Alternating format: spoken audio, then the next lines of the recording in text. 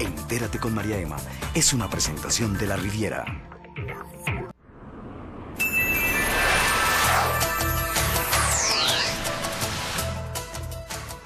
Bienvenidos a Entérate con María Emma.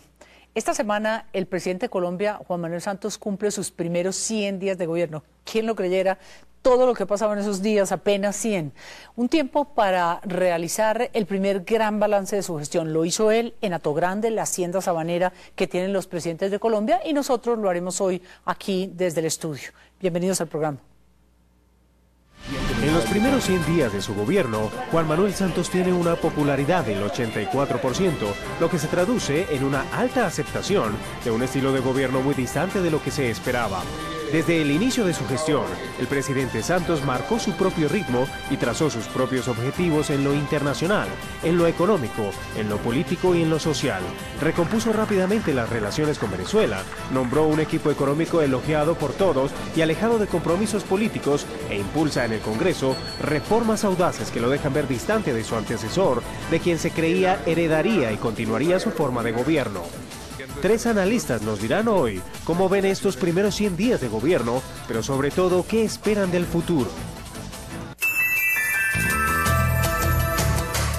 Juan Manuel Santos llegó a la presidencia con el respaldo del presidente Álvaro Uribe. De hecho, se creía que él iba a ser como un segundo Uribe y, por supuesto, del partido de gobierno, el partido de la U, que además es la mayoría en el Congreso todavía hoy. Pero Santos muy rápidamente empezó como a demarcarse y a poner sus fichas, a tomar decisiones, a marcar distancia en algunos temas y convocó un proyecto de unidad nacional al que se sumaron casi todos los partidos políticos, tal vez con excepción del Polo Democrático y de los Verdes y tal vez de Mira, este partido de origen cristiano. Tomó ideas de sus contrincantes en la campaña para impulsar en el Congreso, se alejó de compromisos políticos y nombró a un equipo de gobierno en el que venía trabajando más de 10 años en la Fundación Buen Gobierno para ver cómo resultaban las cosas con una visión política, pero al mismo tiempo más pragmática del manejo del poder. Y para ver cómo es este panorama en lo político, en lo social, está con nosotros el politólogo, el investigador León Valencia, director de la Fundación Arco Iris. Gracias, León, por acompañarnos y un poco, si uno pudiera decir, de alguna forma como que nosotros arrancamos con el presidente Uribe II. Todos creíamos que iba a ser el presidente Uribe, seguir sus políticas de seguridad democrática, así lo sostuvo en la campaña, y de pronto se nos desveló un presidente prácticamente socialdemócrata con grandes transformaciones y cambios. ¿Cómo fue esto? ¿Cómo lo ve usted, este Santos de ahora que no es Uribe II? Pues es una gran sorpresa. Todos pensábamos que iba a haber más continuidad que cambio y hay más cambio que continuidad. Continuidad en cosas que, pues, en las cosas que fue exitoso Uribe, e incluso en la continuidad que en el caso, digamos, de la lucha contra las FARC ha tenido también éxitos rotundos, como la muerte del Mono Jojoy. Y en lo otro, pues se está haciendo unas cosas, o está anunciando unas cosas muy importantes.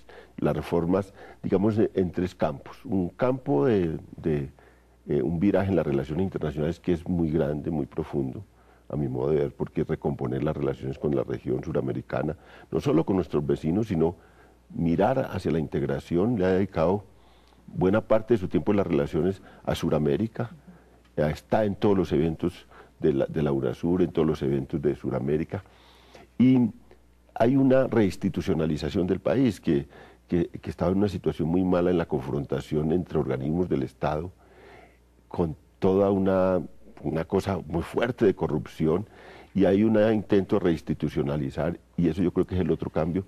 Y el otro cambio es un cierto reformismo social, digamos, en el tema de víctimas, que es un tema muy sentido, en el tema de tierras, que es un tema muy sentido del país, en el tema de regalías. Hay un campo de reformismo. Si quiere, empecemos por ahí, un poco estas reformas que él recoge de sus contrincantes, dijéramos, de la campaña, el tema del primer empleo en lo social, el tema de redistribución de regalías, que es un tema que algunos califican de centralistas, particularmente el Polo, pero que en el fondo sí significa una redistribución, pero particularmente tierras y víctimas. Muchos analistas, entre ellos usted, han dicho que si parcialmente cumple con algo de estas dos leyes estaría haciendo historia y estaría reparando verdaderamente. ¿Por qué? ¿Y cree que va a ser posible que eso pase en el Congreso? Pues es que ahí han fracasado los grandes reformistas del país. López Pumarejo fracasó en la reforma agraria. Lleras Restrepo fracasó, y fracasó después de un esfuerzo muy grande, de un esfuerzo no solo técnico y un esfuerzo de movilización social, política, sino un esfuerzo de movilización social muy grande. Él creó la NUC y miles y millones de campesinos se movilizaron en ese tiempo para acompañar ese intento de reforma agraria. Estos dos grandes reformistas del siglo XX fracasaron. Así que uno puede esperar que la va a tener muy difícil, ¿no? Es un tema muy difícil. ¿Aún teniendo mayorías en el Congreso? Es que las mayorías... Más allá de la U, porque él no necesita solo a la U, él tiene aún más que la U. Sí, ahora las mayorías están en una situación digamos, por verse, porque hay una presencia muy importante de sectores uribistas que están torpedeando esa agenda, que no están completamente decididos a apoyar a Santos. Y eso lo hemos visto, estas ideas de reforma tienen dificultades en el Congreso. Y dificultades por dos cosas. Primero, porque es que tradicionalmente la presencia de gente ligada a la tierra y al territorio en el Congreso, sobre todo en la Cámara, es muy alta. Hay intereses muy grandes. Y segundo, porque tienen un líder que se opone a eso, que es el presidente Uribe, el expresidente Uribe. Hablando del presidente Uribe, y antes de pasar al capítulo del vicepresidente, derechos humanos, que también es otra gran transformación. Hay algunos que consideran que el presidente Uribe no solamente se le puede atravesar en algunos temas, sino que hay ahí una política, no sé si solo de él o de algunos de sus seguidores, que podría de verdad erosionar lo que puede ser el mandato del presidente Santos y dividirlos, separarlos mucho en política social, en políticas públicas, en relaciones, como usted lo mencionaba, con la justicia. ¿Ve eso posible? ¿Ve un Álvaro Uribe interfiriendo o es simplemente un expresidente que quiere sentar sus tesis? No, yo creo que el presidente Uribe no se ha resignado a que la agenda que él tenía desaparezca.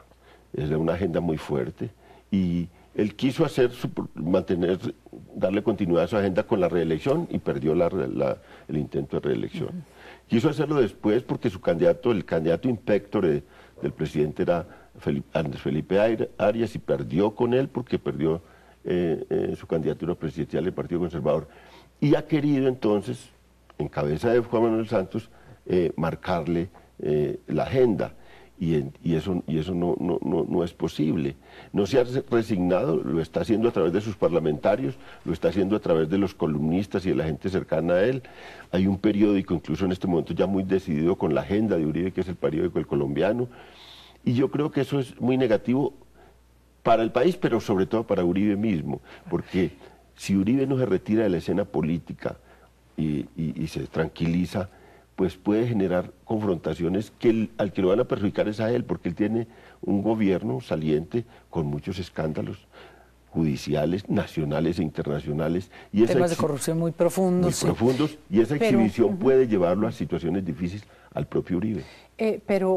Mirando uno el talante de Juan Manuel Santos, lo que nos ha revelado hasta ahora, un hombre muy pragmático, no caza peleas innecesarias, es conciliador, eso puede ayudar a que las cosas se mantengan, inclusive con un vicepresidente que también en el escenario de derechos humanos puede contribuir mucho internacionalmente. ¿Cómo ve el talante político, dijéramos, y personal de Santos y su vicepresidente? Me gustaría su opinión sobre ambos. Pues ha sido un caballero Santos con Uribe, porque hay muchas cosas que el gobierno siente, que uno, hablando con los ministros, es que le atacan abiertamente ministros, pues a Juan Camilo Restrepo, a Germán Vargas Lleras. Bueno, pero es que eran abiertos enemigos también del presidente Uribe, ¿no? Sí. Y él mantiene una cosa muy caballerosa de elogios al presidente Uribe, de tranquilidad, constante, sí, de tranquilidad frente a ese, pero eso tiene sus límites. Si ve que la agenda realmente, que alcanza a lesionarle la agenda, yo creo que ahí se vuelve una cosa ya de confrontación abierta. ¿Y Angelino, cómo lo ve usted, Angelino Garzón, hombre, nuestro vicepresidente? Está cumpliendo el papel para lo que yo creo que lo escogió Santos. Y veo que es el que más habla del tema de paz. Cada que se habla de de cualquier iniciativa, el ELN, la SUAR, cualquier cosa, él es el que sale a responder por ese tema. En el tema de derechos humanos hay un cambio total de la agenda, ¿no? De estilo.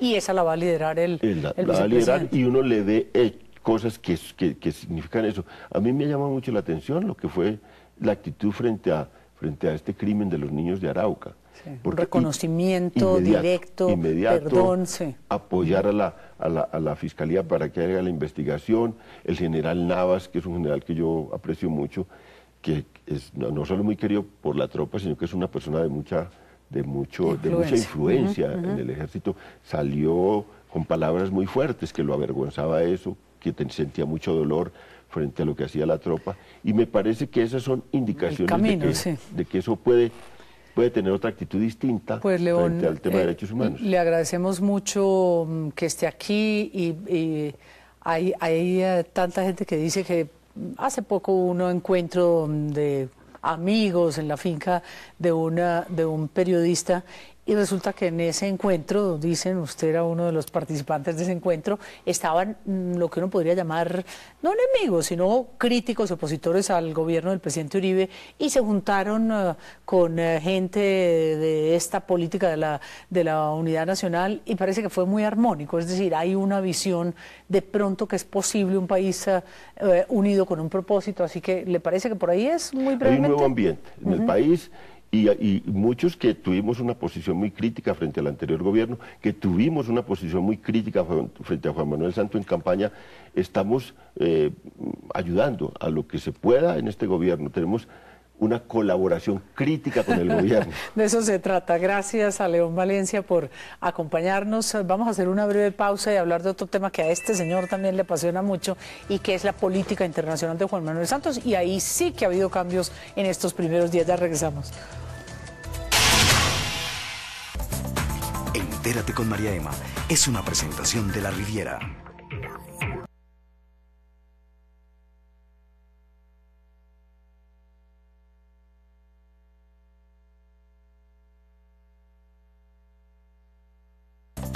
Entérate con María Emma es una presentación de La Riviera.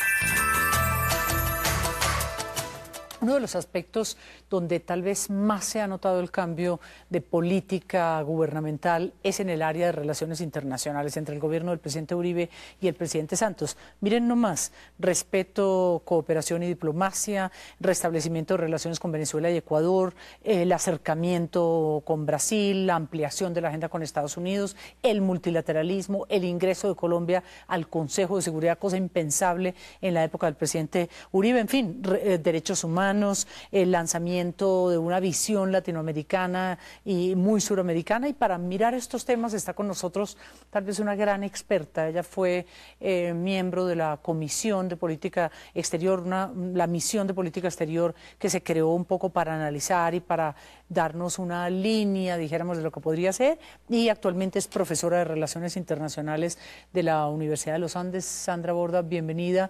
Y ustedes hicieron una recomendación como de unos 10 puntos, un informe muy completo. Creo que Juan Manuel Santos y su canciller María Ángela Holguín han hecho en estos 100 días prácticamente toda la agenda que ustedes preveían para la década. ¿Cómo lo analizan?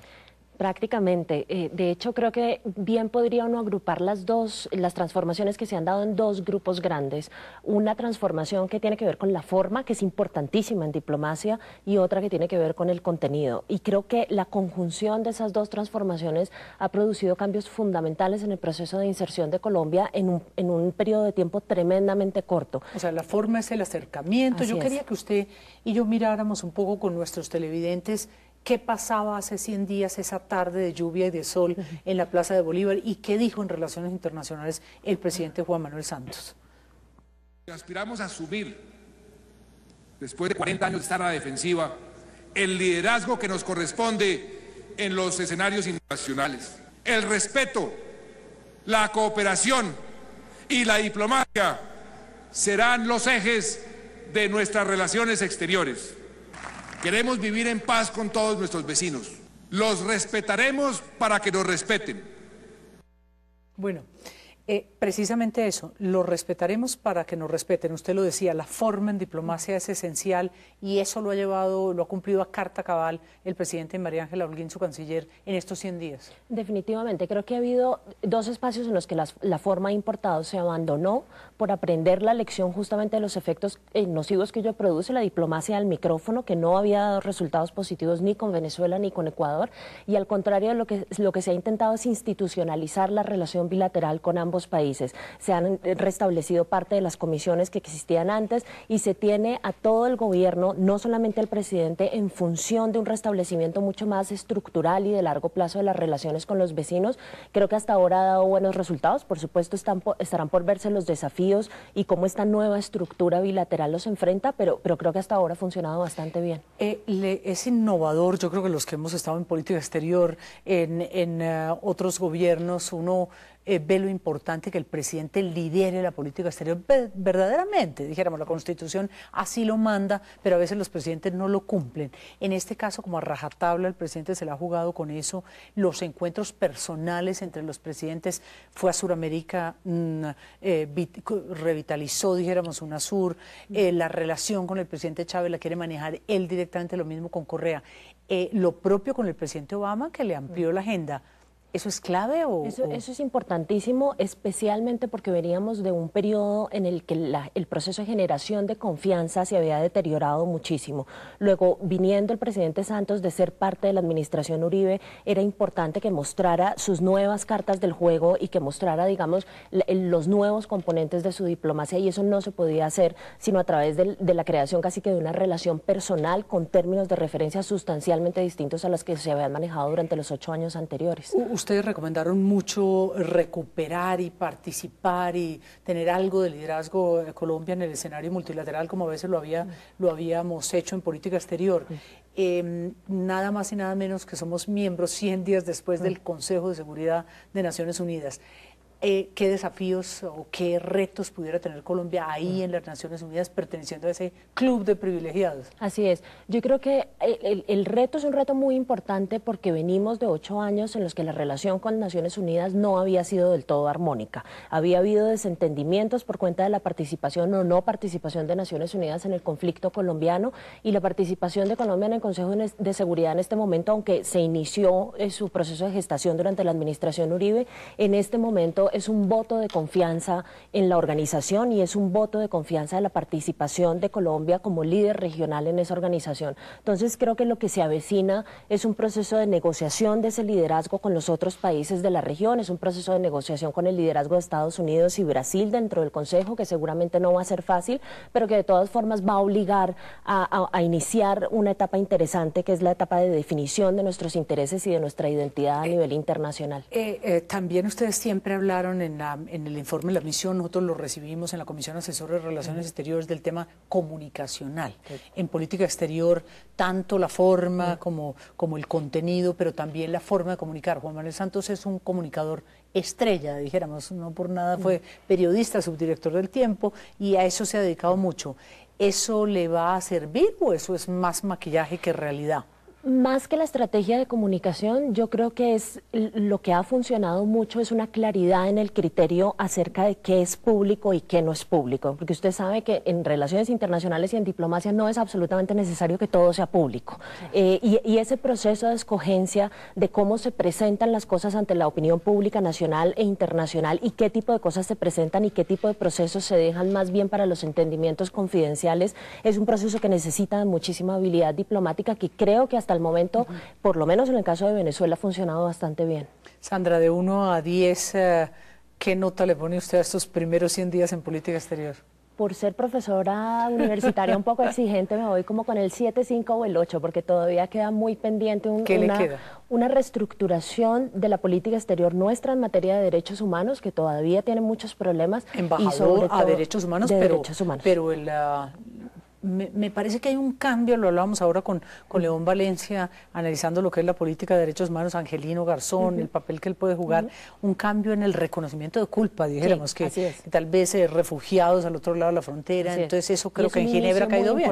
Sí, es un inicio muy importante. Y dígame un poquito, ese 2,5 que le falta para su calificación de 10, sería también embajadores, Sí. política interna, Sí. reforma Sí. de la Cancillería. Todavía estamos en mora de crear una Cancillería profesionalizada a la par de las Cancillerías de Brasil, por ejemplo, que tienen un servicio exterior Itamaraty, 100% de sí, esas. carrera. Esa tarea está pendiente. Todos somos conscientes de que esa tarea no es fácil porque requiere de unas negociaciones políticas a nivel interno que no son nada fáciles, pero es una tarea que no podemos seguir postergando porque no estamos en un mundo en el que nos podamos dar el lujo de tener esa antes de irse, ministerio. ¿quisieran ustedes hacer una misión 2, es decir, un segundo capítulo ahora como en esta nueva fase? ¿Sería interesante o ya no es necesario? Yo creo que eventualmente la misión se pensó como un ejercicio para analizar la política exterior en el largo plazo y creo que es más interesante hacerle seguimiento a cómo el proceso de inserción de Colombia ha venido cambiando y qué tanto han funcionado o no, digamos, las sugerencias que ha hecho la misión hasta ahora. Pero sí creo que es importante seguir pensando la política exterior desde la academia, desde el gobierno, desde los medios de comunicación, desde la opinión pública, porque ese ejercicio es un ejercicio impostergable. Como dice la profesora Sandra Borda, agradeciéndole su presencia, de verdad, lo importante yo creo en estos 100 días es que Juan Manuel Santos y su canciller María Ángela Holguín han puesto el tema de política exterior en boca de todos. Cualquier colombiano, usted lo ve en la calle, en cualquier escenario le pregunta a usted, ¿sabe qué pasó con Chávez? Qué bueno que nos acercamos a Correa, el presidente Obama. Así que estamos en un buen momento y gracias, profesora Sandra Borda, por acompañarnos y damos paso en un momentito a otro tema de interés, porque para nosotros es importante que podamos ver también esa calificación en materia económica que ha ocurrido, también cositas, aunque no tanto como en política exterior. Gracias, Sandra. Con gusto. Entérate con María Emma es una presentación de La Riviera.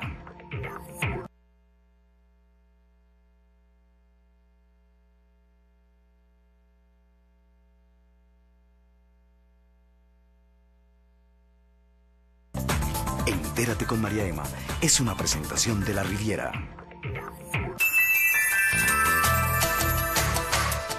Con el campo, la infraestructura, la vivienda, la minería y la innovación, pondremos en marcha el tren del progreso y la prosperidad, para que jalonen los vagones de la industria, del comercio, de los servicios, que son los mayores generadores de empleo.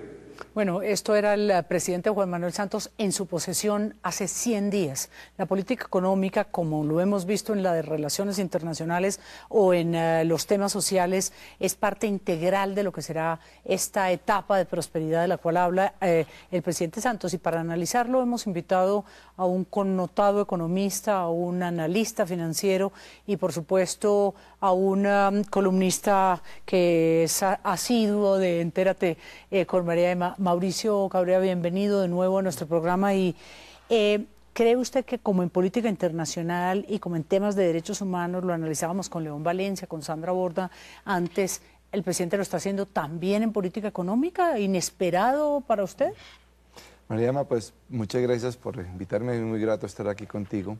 Lo primero que uno tiene que decir, sobre todo al haber estado en contra de la candidatura de Juan Manuel Santos, es que nos hemos llevado una sorpresa.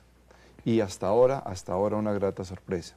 Porque esperábamos que siguiera la misma línea del gobierno de Álvaro Uribe y lo que nos hemos encontrado es que está dando un cambio de rumbo muy significativo y muy importante.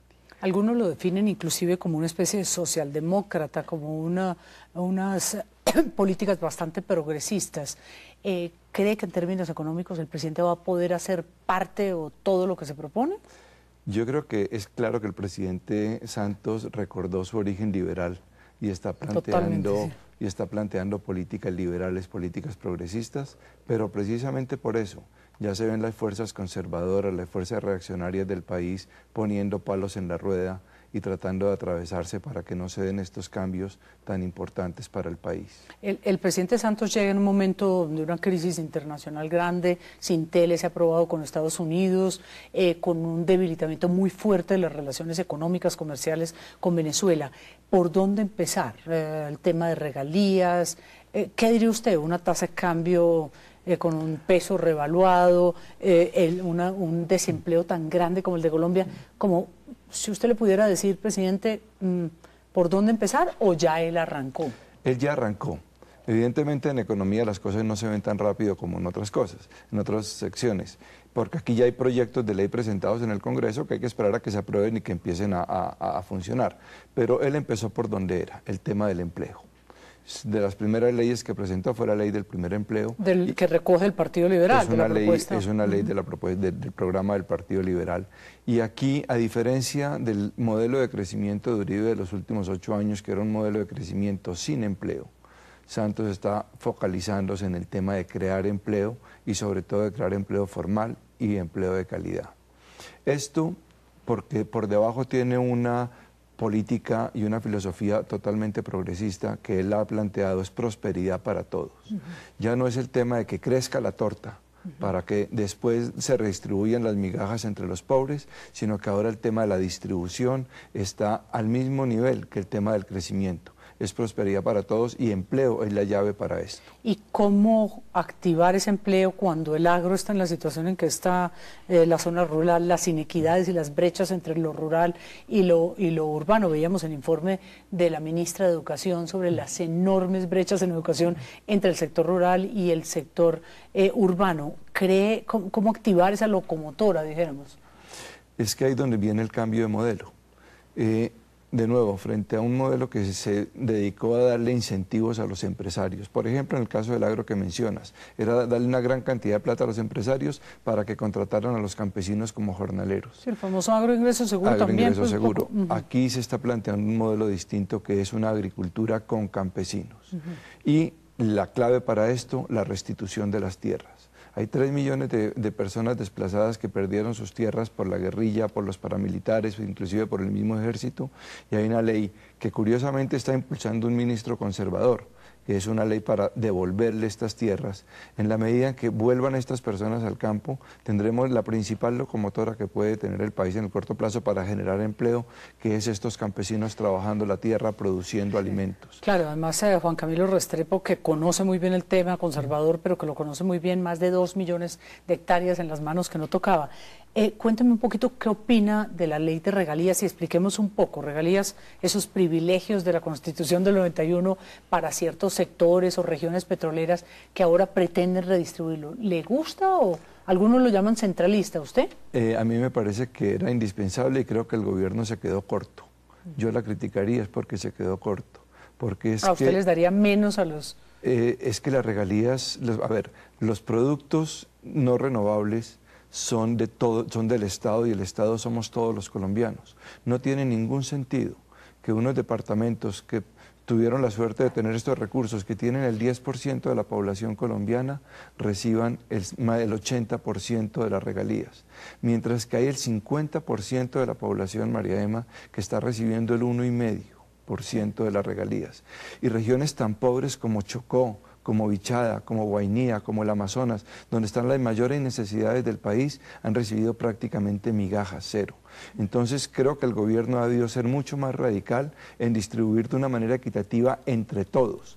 Por supuesto, uno entiende que la política es difícil y que no se puede hacer un cambio tan radical de la noche a la mañana y que hay mucha oposición de los departamentos productores, pero las regalías deben distribuirse entre todos los colombianos con prioridad para los que más lo necesitan. Y en el tema de revaluación, ¿cree que el Banco de la República tiene alguna responsabilidad y del propio gobierno o eso depende, como dicen muchos, del entorno, de la devaluación del dólar particularmente? María Emma, el pronóstico de la tasa de cambio dejó de ser una cosa de economistas para convertirse en una labor de psicólogos. Hay que investigar es cómo amaneció el ánimo de los directores del Banco de la República. El Banco de la República y el gobierno tienen muchos instrumentos para influir en la tasa de cambio. Son los actores más importantes. ¿Y hasta no ahora, lo quieren hacer? ¿O qué? Hasta ahora han sido muy tímidos. Han tomado medidas y han defendido algo, pero de una manera muy tímida. Les han faltado 2 cosas a mi modo de ver. Imponer controles a las entradas de capitales de corto plazo, capitales especulativos, que en muchas sí partes nos llegan, a pesar de que insisten en que no. Y además en todo el vecindario los están poniendo. Perú los tiene, Chile los tiene, Brasil los tiene, y aquí no han querido. Y la segunda, una intervención más grande del Banco de la República en el mercado, comprar más dólares, pero sobre todo comprarlos sin anunciar. Porque es que este jueguito, anunciar los 20 millones a las 11 del día, todos los días, eso ya los especuladores saben y juegan contra eso. Muy brevemente, dos cositas finales. Un presidente, ya lo hablábamos el otro día, ministro de Hacienda, ¿nos sirve, está empeñado, está aplicado? ¿Y cómo lo calificaría usted de 1 a 10? ¿El equipo le sigue gustando, dijéramos, encabezado por el presidente? El equipo me gusta, creo que es un equipo de mucha altura, muy profesional, está haciendo una labor buena.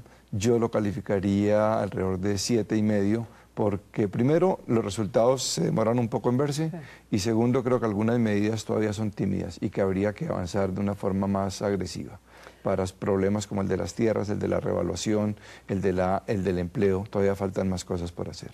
Y lo último me faltaba, en salario mínimo, ¿cómo va a ser esa negociación? ¿Usted cree que por fin vamos a lograr que salga de la mesa un acuerdo? Desafortunadamente creo que no. La ortodoxia de los que creen que el salario es una cosa que no deja competir es muy fuerte.